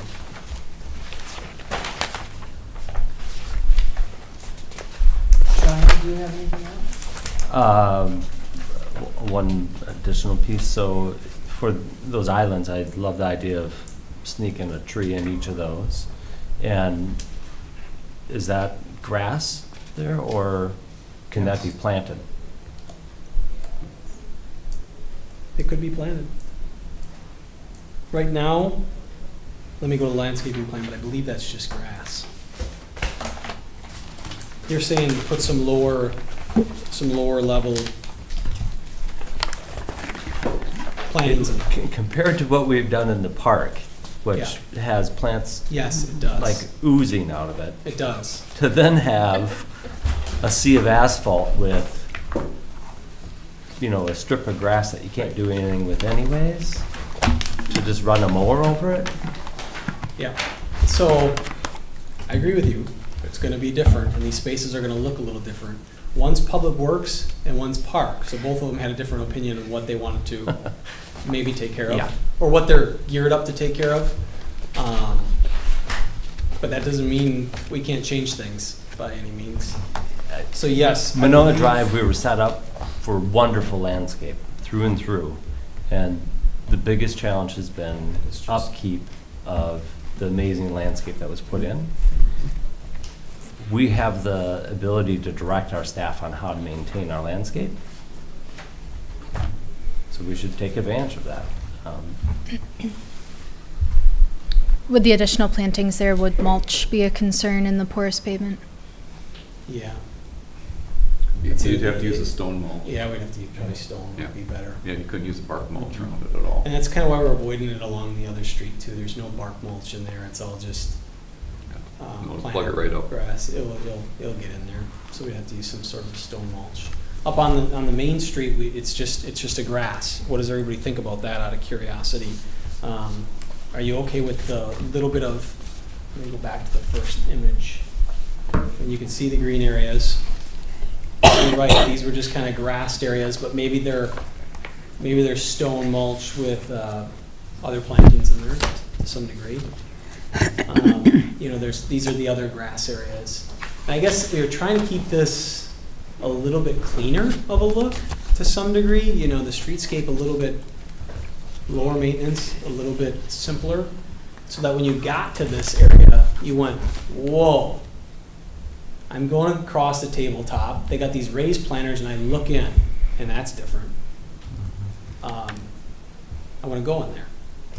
That was at least the thought kind of coming out of it. Whether that's how people are going to think or not, I don't know. But that's kind of the thought as we were going into a chat. I have kind of a crazy idea, and it's probably completely not possible at this point. But since we're talking about this parkway, parking garage, or park street, whatever, what if that street were divided into 3 sections rather than 2? What I'm getting at is we're talking about having a little bit more island for the green space. And I'm looking at the proposed buildings. We're talking about how we're right up to the back of this hotel.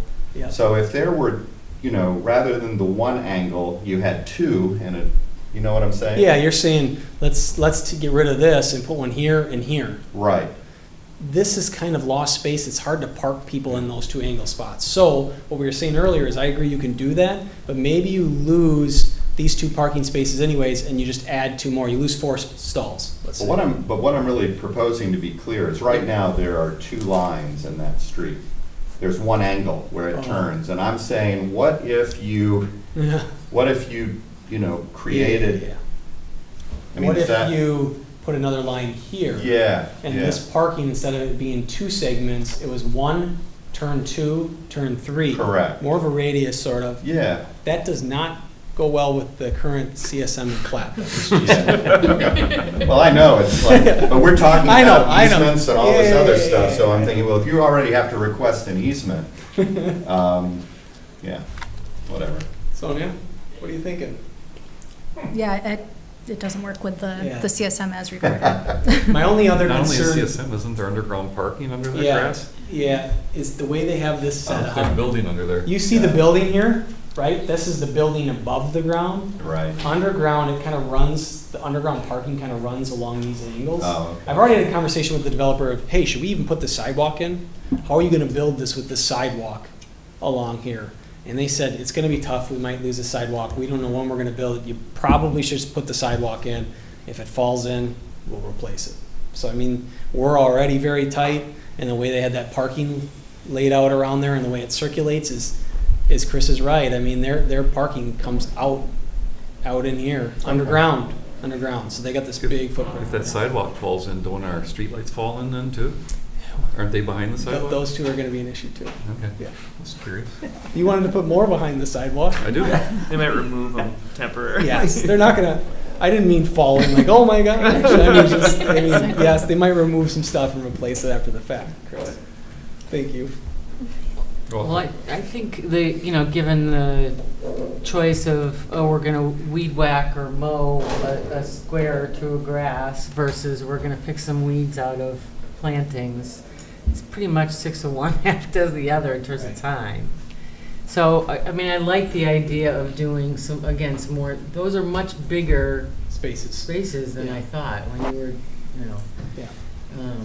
I agree with Brian. I think to saturate with some landscaping, that Yeah. we don't have a lot of green space, but let's do the best we can with what we have. Would the same concern that you would have with mulch in that asphalt area, would we have the same concern with grass clippings?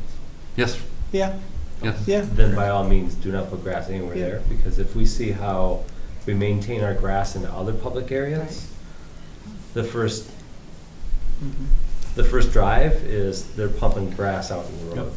So- Well, we're gonna have those grass areas up here too, right?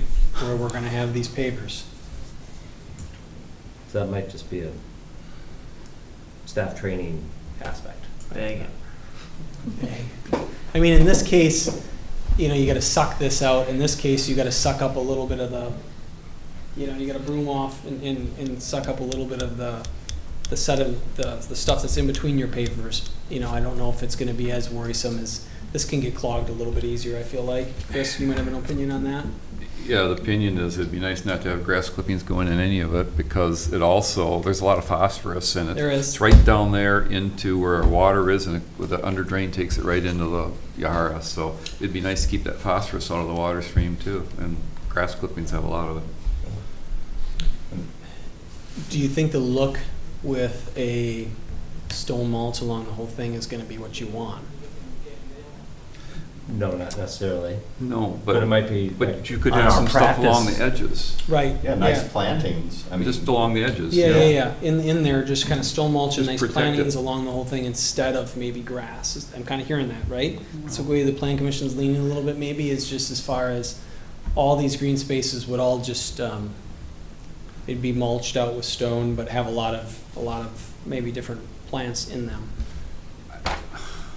And I'm sorry if I'm directing you, I don't, Yeah, I I'm don't just think you trying to understand. necessarily have to do all of it. Some grass is nice, but you certainly could have an edge along there that keeps them from throwing the clippings, you know, edge of landscaping like we did on Monroe Drive, where we just have edges of different things where there's some landscaping. So let's go back to this concrete. There will be an edged concrete, right, along all these? There will be a 4-foot edged concrete, brown, along this entire strip. That doesn't say grass won't get from here or still Right. over to that, but there will be an edge or barrier to some degree. Yeah, that helps. That helps a little bit. Yeah, A buffer. it helps. You know, they won't be throwing it right out. You will not have that out here, though. That's why I think your guys' suggestions are good, and Yeah. put something else in those. But in this case, we are putting a ribbon around all of this. It's 4 feet wide that has that color strip to keep stuff away from it to some degree. I don't know, which way does it drain? Does it drain into the permeable? I know. So if they cover it with grass clippings, then the next rain It's washes them in. It's gonna wash it in. Okay, Yeah. just saying. Rocks would catch it. And then they'd fill in over time, right? Or if you just had a little edge of landscaping along the back of the brown concrete, you know, maybe not the whole island, but just have something. I don't know how everybody feels, and it's hard to design it at the table. But we have to be very cognizant of anything getting in the permeable. Certainly bark mulch is a good call. Yeah. Chad? I mean, I would say emphatically that we want plantings that are consistent with the permeable pavement. Like, I mean, it would show a lack of Foresight? planning Yeah. for the plan commission. I mean, we're setting ourselves up for failure. Correct. And I don't have anything against grass in the, you know, in bulk in places where it really serves a purpose, but I think grass is kind of dumb on little strips where there isn't grass next to it, and then you're forced, it's high maintenance, it's counterproductive for our goal of stormwater best practice. And I think a nice plantings that are appropriate will be more beautiful to begin with. So I think it's a win-win. But Susan? Well, how wide are those areas? I mean, are they, I guess they're like the look of some grass, but I hear what you're saying. And it clearly is a problem throughout the city, so. I mean, do you have room to do, well, I don't know how you'd maintain a little bit of grass with an edge, I guess, unless it's wider than it looks. So that path is 10 feet wide. So Okay. this is wider than 10 feet. Okay, yeah. You know, it's So, 12 to 14 probably Yeah. in areas.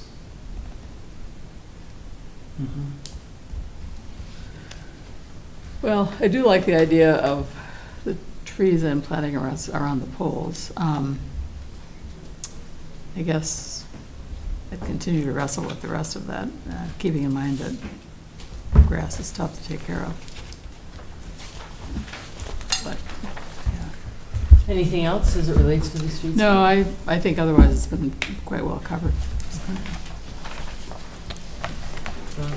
One other comment regarding stone mulch is that oftentimes in high pedestrian traffic, urban environments, which we're trying to, create here, is their projectiles too. Yeah.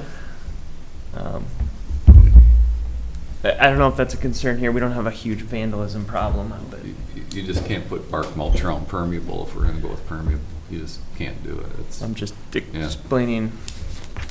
I agree. There's pluses and minuses to all of them. I love landscape. Don't get me wrong.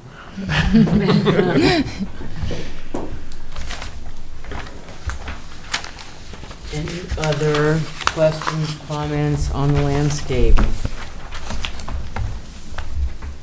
Do I have a recommendation, motion for recommendation to the city council related to these streetscape improvements?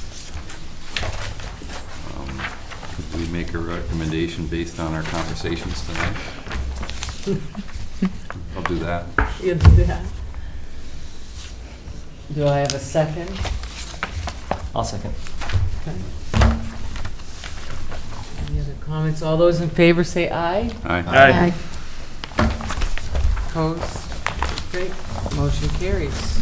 Based on the recommendations tonight, thank you all. It's a lot of good work. Josh, thank you. Wonderful. Yeah, it We put a is. lot together in a short time. We have more to do, so We have a lot to do. I appreciate you not getting into the plans too hard. They're not there yet, but the ideas are there. Yeah. August 9th? Is that- August.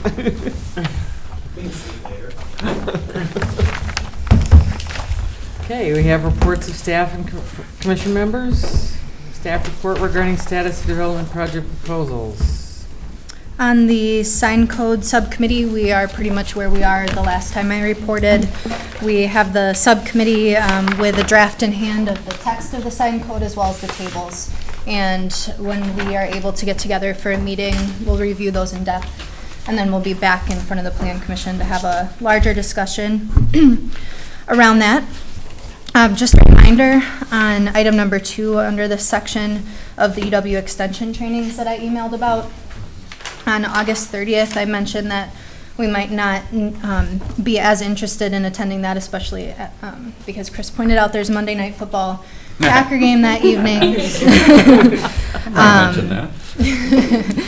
That's on topic is the comprehensive plan, but September 27th would be useful for a refresher of Plan Commission procedures, as well as some changes in state law recently about conditional use permits and other regulations that we deal with.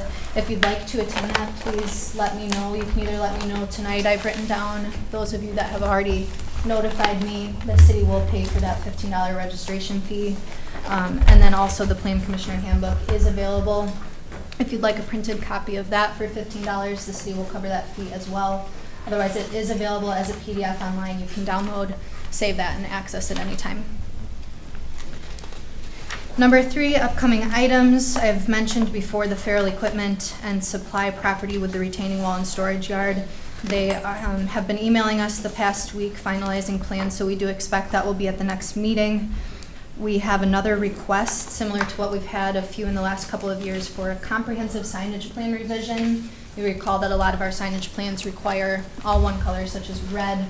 The latest property to come forward with a request to change that color requirement is River Place.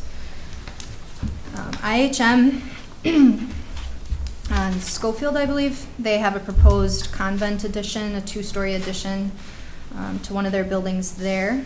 And if the White Horse CSM is ready to come back to Plan Commission. That would be on our next meeting.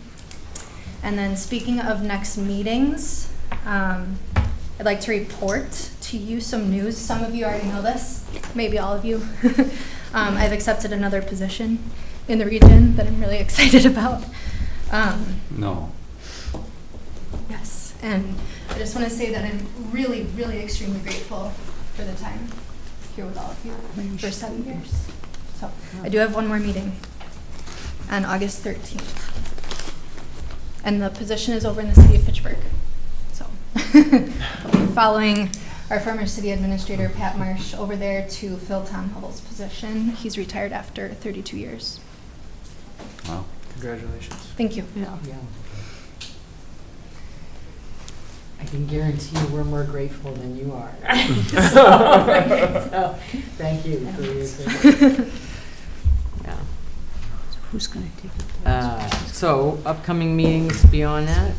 Yeah, just a note as far as interim staffing of the Yes. commission. Yeah. The mayor's, actually, I should add the second bit of news. The day after I submitted my resignation, our city administrator, April Little, has also decided to leave for another position.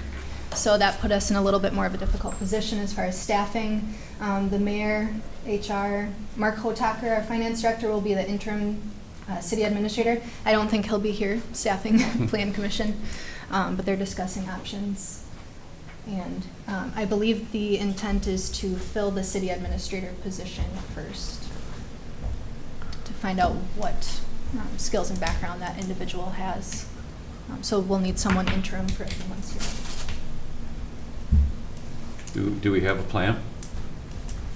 For that I'm interim looking to our person? city council members now. Yeah. Do we, for example, do we go to a planning firm and Yes. get somebody to come and help Yes, staff this for a while? We're losing a lot of expertise. Yes, so as Sonia just mentioned, the plan is to have Mark, the administration interim, and to hire someone on contract to Sure. cover. From a Uh, local planner. Right. Until, since that position is gonna go first, the intent would be to hire someone on contract, yes.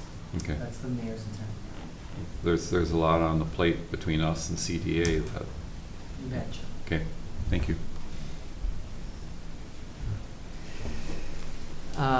Any other requests for information regarding development projects or anything else before we adjourn tonight? Yeah, we were talking about it before the meeting started. Rob brought it up. There are a lot of ash trees that are in really bad shape. And what are we doing? Number one, there's a lot of public space, but there's a lot of private individuals, and some don't even know what's going on. Are we doing any kind of education, something to let people know that they got to be looking at their ash trees, or they got to be treating them, or they got to be taking them down right now? Because it's getting, if you look around the city, it's getting really bad. Are those coming down before or after the Starion sign? I think that's a good idea. I was just told I have 2 ash trees on my lot that need to come down, because I had Barnes there doing some work, Okay. and I had not noticed, so. And, it and is- some they of them are coming really, down. you look in the crowns, they're really bad. They're Right, getting bad and it's already. up high enough that I hadn't seen it, and then he showed me where you can see all the borers and Yep. if you know what to look for, which I didn't, but. And I think most people don't know what to look for, Right. and a little public education might go a long ways. I for know, helping. I know Park and Rec has definitely talked in terms of our public property about Right. potentially removing some that we know we're gonna have to remove eventually anyway, rather than waiting until they're on their last, right? We talked about it. Yeah, and it's not long. It's pretty Yeah, infested here. Right, It's gonna get really bad the next 2 years, probably. yeah. Right, so, but certainly we could bring that up with community media and maybe do some PSAs. and It would some be other nice, things to yeah. Get the word out, would kind of be a good idea. And I Yeah. will say the forestry intern right now is working on cataloging the diseased trees Right. in Monona. Correct. Last I checked, she had 20% of the city completed. I think so- the emerald ash borer is quicker than that'll be. Yeah. 20% in 2 months, that's it. Okay.